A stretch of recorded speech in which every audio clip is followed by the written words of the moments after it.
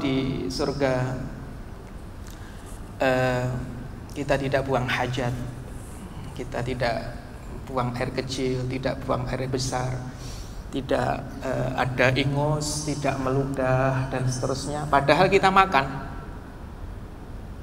Nah, terus kemana makanan yang masuk ke dalam perut kita? Kemana Pak? Kok bisa makan tapi nggak keluar? Semua keluarnya kemana? Jadi keringat, keringatnya wangi. Kayak apa itu, nggak perlu pakai parfum. Semua keluar jadi keringat, tapi wangi. Bagaimana kok makan tapi tidak membuang hajat? Nalarnya gimana? Ini pertanyaan yang dulu pernah ditanyakan oleh orang-orang zindik, ateis, yang nggak percaya Tuhan, kepada Imam Abu Hanifah. Tahu Imam Abu Hanifah? Muridnya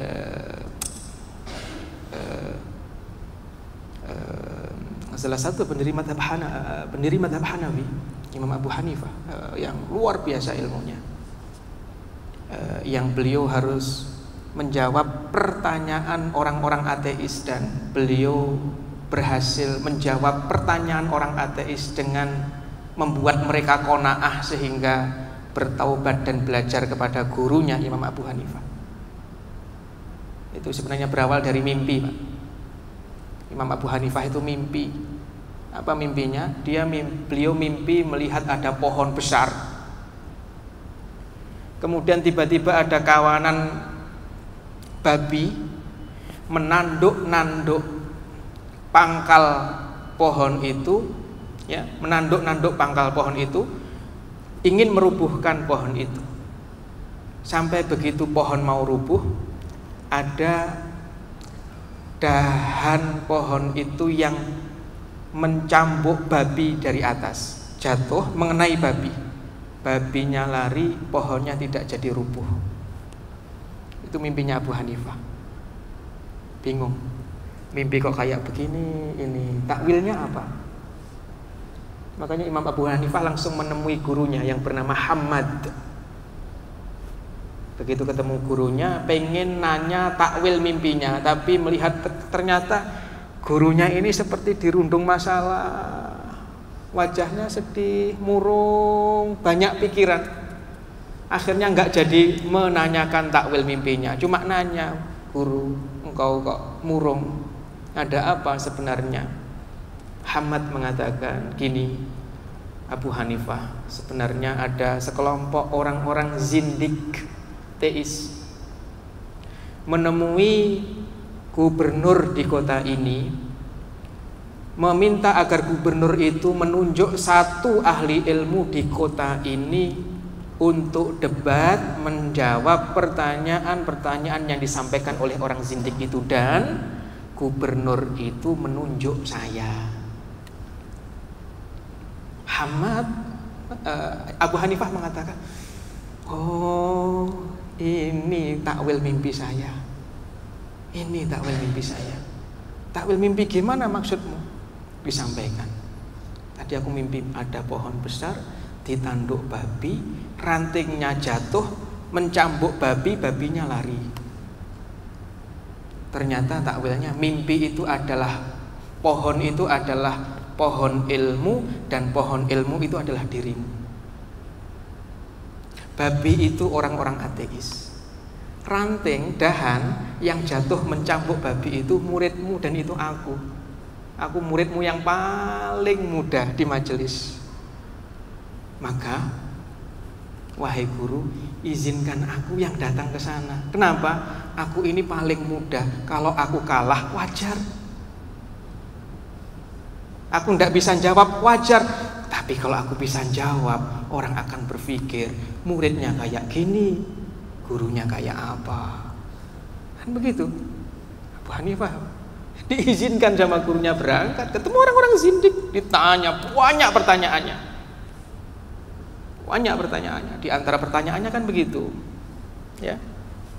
Itu orang masuk surga. Itu orang masuk surga, mereka makan kok. Mereka enggak buang air kecil, nggak buang air besar. Terus kemana itu? Namanya orang ateis. Ketika menghadapi mereka, kita sampaikan ayat, pasti mereka tidak terima.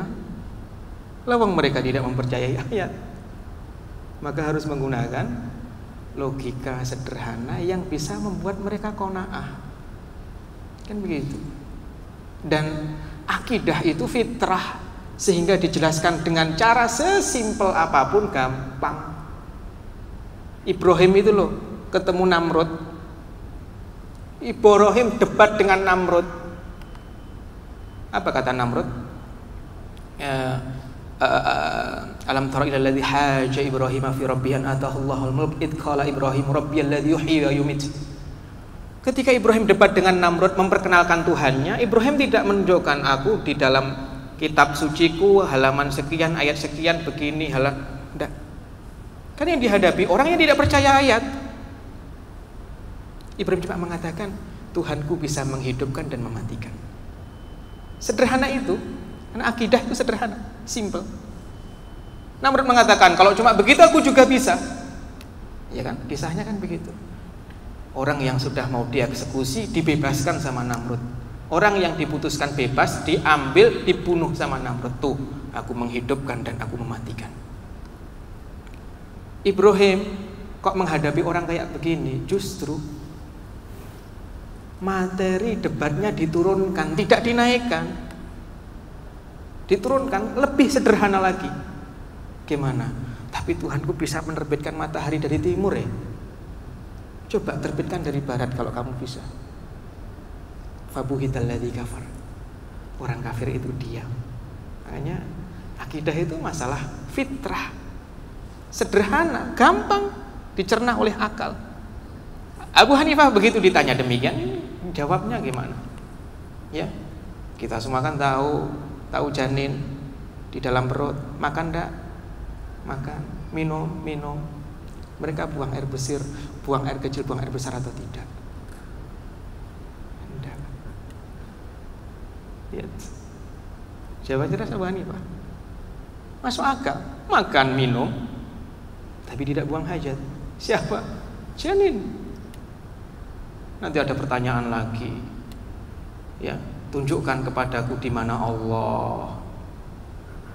Gimana itu? Iblis, setan kan dari api, dihukum di neraka. Neraka kan isinya api. Masa api menghukum api? Bahasa antum, masa api makan api? Kan gitu ya.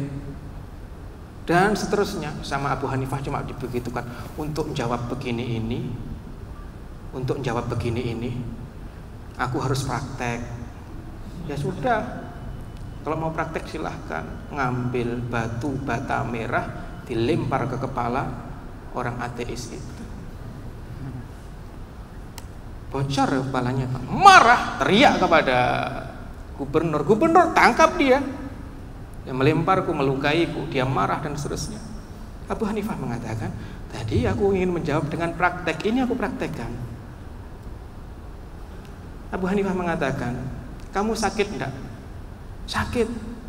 Tunjukkan kepadaku sakitmu mana. Warnanya apa sakit itu? Apakah sakit itu cairan? Apakah sakit itu benda keras?